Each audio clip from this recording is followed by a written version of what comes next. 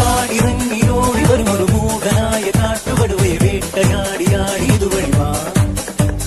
അമ്പു കൊണ്ടു കൊമ്പ് കുതിരണ വമ്പറുത്തു മാറ്റിയെറിയണ തമ്പുരാന്റെ തന്ത്ര പൊറിഞ്ഞൊഴിതാ. വേതാളക്കഥയറിയാ